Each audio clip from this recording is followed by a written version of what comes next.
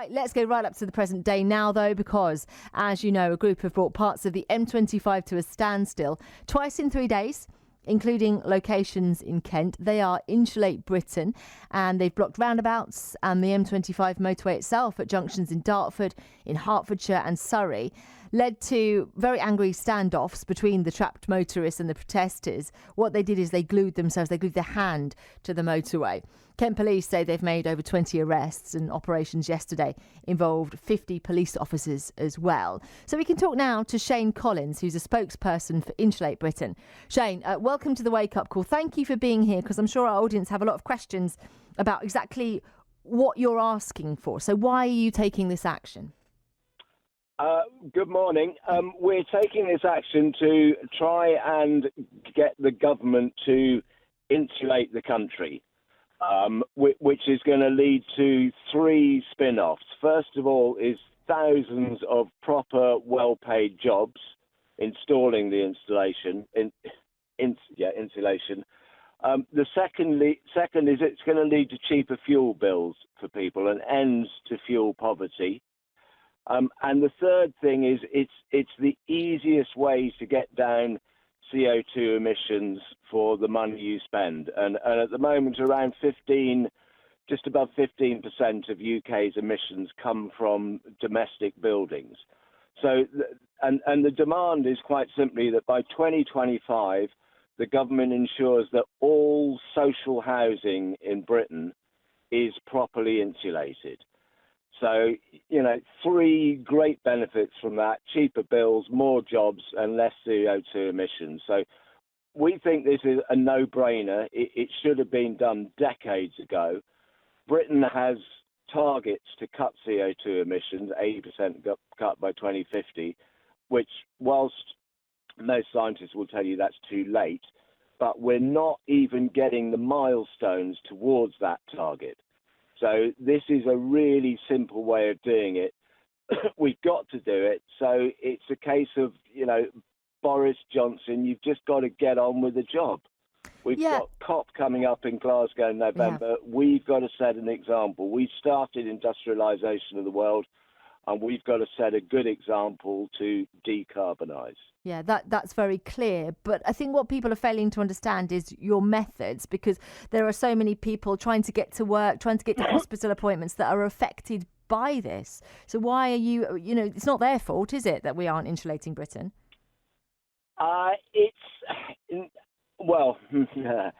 There is a degree of individual responsibility and there is a degree of government responsibility. And I think we can all agree that the speed of change we've got to do now means that it's only the government can do this. And it did inconvenience people a lot of people yesterday and on Monday.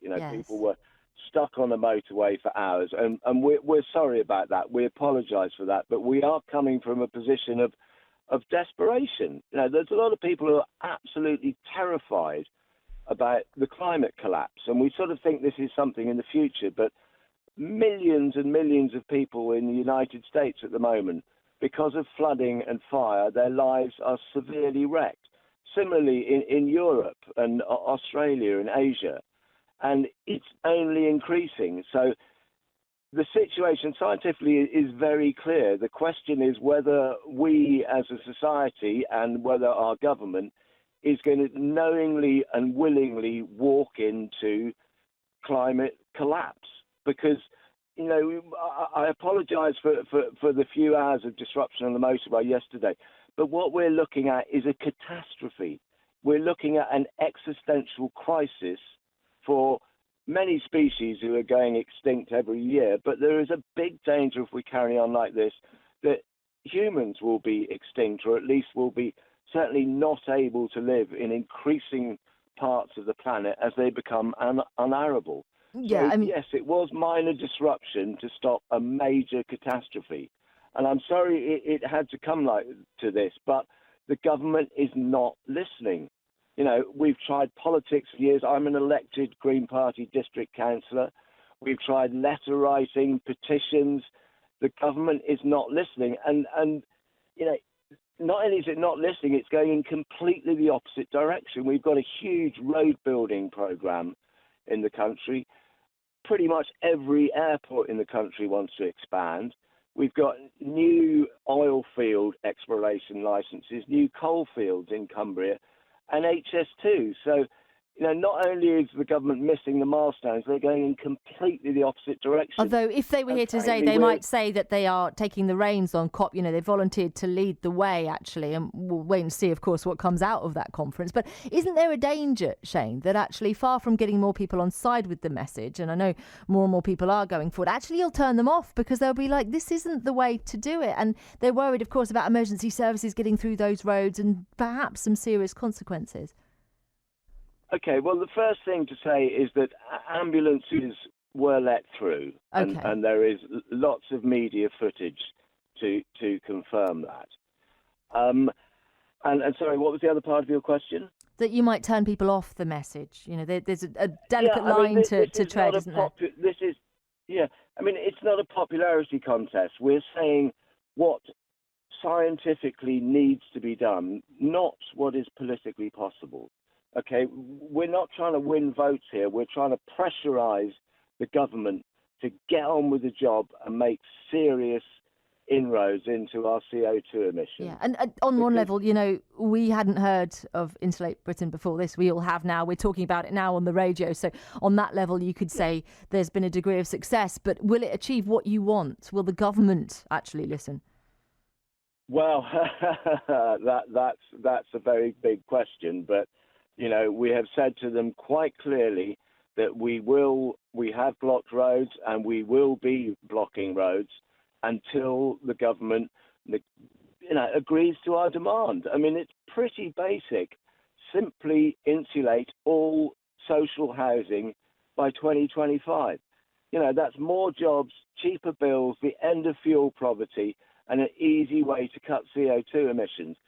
But, I admit there has been disruption and we're sorry for it, but it is minor disruption compared to the major catastrophe of the climate collapse that we are really looking at. When is your next protest? I could tell you, but there might be somebody listening.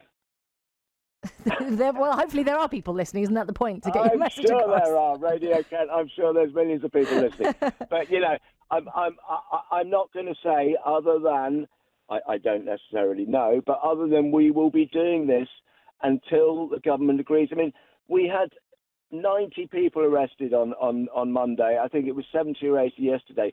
These are deeply, deeply committed people. Okay, these are retired GPs. These are priests. These are retired probation officers. These are bricklayers. These are electricians. These are care workers. These people are the backbone of this country. And if they are prepared to get arrested and to go to jail, I think the government and the people should look up and take notice. People may not agree with the tactics, but you have to agree with the demands, and you have to put pressure on the government and your elected representatives. Otherwise, the future for our children, even for us in 10, 20 years' time, is really looking pretty grim. Listen, Shane, thank you for being here this morning. It's really good to hear from you. We've been talking about these protests for some time, but it's the first time we've heard from someone from Insulate Britain. So do come on and talk to us again in future, but we'll leave it there. It's time for the news. That's Shane Collins, spokesperson for Insulate Britain. What did you make of what you've heard this morning? As I say, we haven't heard, from someone directly until now. Did it change your mind about how you feel about the protest? Listening to Shane there, you can get in touch and let us know. And on a very, very different note, I need to talk about the most expensive socks in town.